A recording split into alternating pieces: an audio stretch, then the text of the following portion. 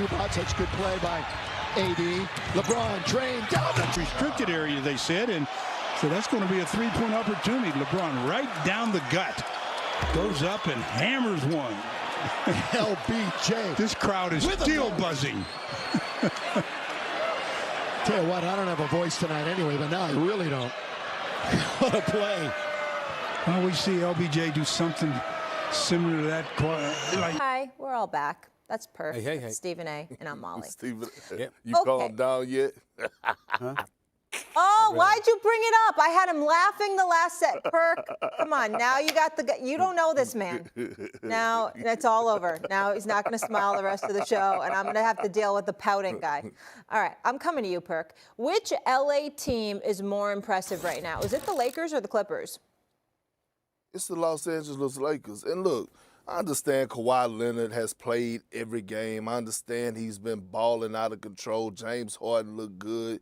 But at the end of the day, Molly, I don't give a damn what the Clippers do right now because they're not going to be judged on how they look right now. They're going to be judged on how they look in the postseason. And when I think about who do I trust the most, it's the two in the purple and gold, or the gold and purple. I'm talking about LeBron James and Anthony Davis. When it comes down to LeBron James, and if they had to match up with the Clippers, give me LeBron James as being the best player in that series. Hell, one could make a case right now that he should be in the conversation for his MVP the way he's balling on both ends of the floor. So when it comes down to the Lakers, it's only one team in the Western Conference that scares me when it comes to the Lakers in the postseason, and that's the Denver Nuggets. Outside of that, the Lakers could beat any team on any given night in any given series in the postseason, and Anthony Davis has been phenomenal. And I know people have been calling him out,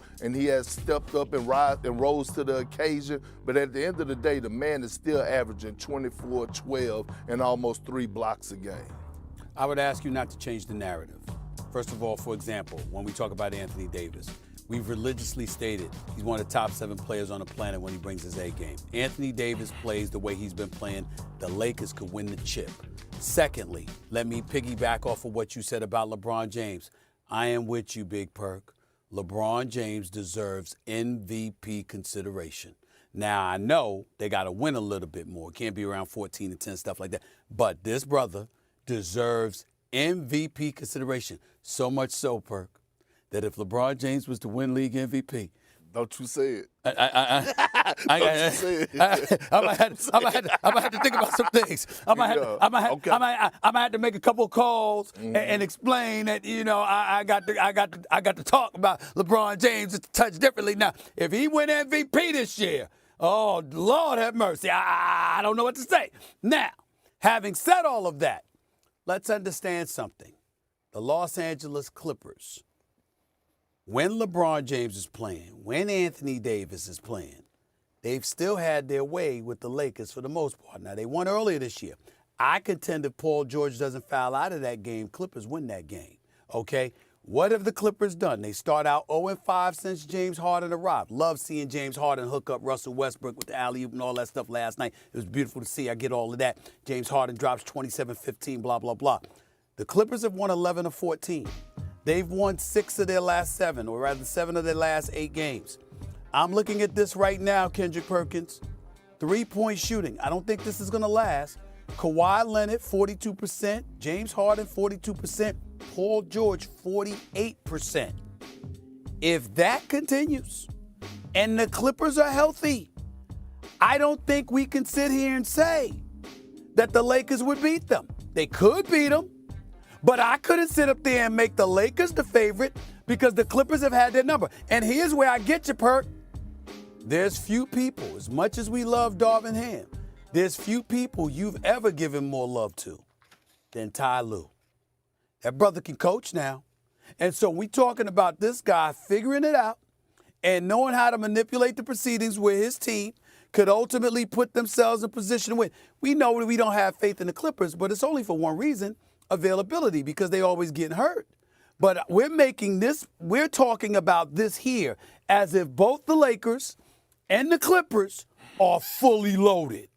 If they fully loaded, Perk, with what I'm seeing with them with Harden. Now, Harden's the question mark because they're in playoffs. I don't care what he's doing in the regular season. I want to see it in the playoffs. But if they're fully loaded with Kawhi and Paul George, I can't just give it to the Lakers, bro. I would love the Lakers. You know what I'm saying? Because it's different. LA is different when the Lakers are relevant. The Clippers are fine, but when the Lakers are winning, LA is just it's special. It's special in so many ways. So I know that, but I can't dismiss the Clippers, bro. I just can't. But here's the thing: we haven't seen the Lakers fully loaded. They haven't been healthy all season long, where they had their complete roster. We haven't seen Gabe Vincent in over a month and a half, a big pickup. Jared Vanderbilt, who's a exception, a great piece to what they're trying to accomplish. He's been in and out of the lineup. So when I think about the Lakers overall, they haven't been healthy either going into every game. But they've been figuring out ways to win. And so when I just think about James Harden alone, you cannot sit up here on national television and tell me that you trust him. No, I don't. You cannot do that. Okay, so that's a major. I don't trust him, but listen, but let's be fair to James Harden. Let's just be fair because he's taken enough hits. Let's be fair to him. The brother can still ball. Now, you got to do it come postseason, but he really can ball. He really can. Stephen A., nobody ever questioned that.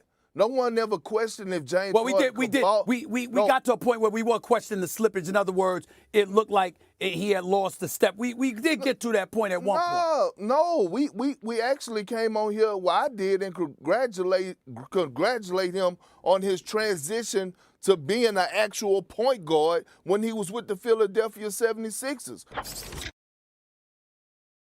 And then all of a sudden they get to the postseason, and we saw what he did. He quit. He quit. So I can't trust somebody that quit. I'm not asking you. I'm not asking you to trust him. I get all of that.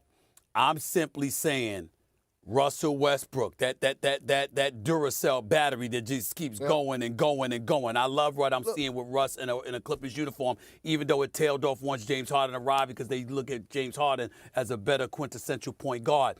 But Kawhi Leonard is, again, you know how I feel about him because he's not available. But when he's available, there's no questioning his greatness. And Paul George can ball. Let's okay. I'm not. Look, S.A., I'm not knocking it. I'm not saying if they matched up in a 7-game series, the Lakers would go 7. Sweep them. It would go I'm 7. saying it would go 7 games. But if you're asking me who do I trust the most in that series to get the job done, I'm still picking that 38-year-old LeBron James.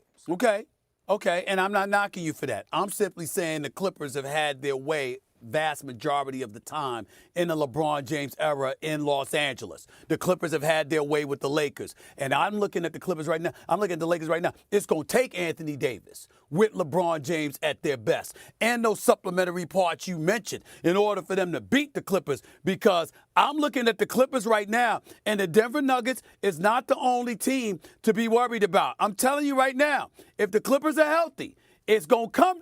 The Clippers are going to have something to say about what happened. They are, but we're talking about them and the Lakers. I'm talking about the Lakers. I think right now the Clippers are a better team than the Phoenix Suns. I think if they was to match up, matter of fact, I picked them last postseason to beat them, and I thought they would have if Kawhi wouldn't have went down. I think they're better. You brought up something, just as an aside.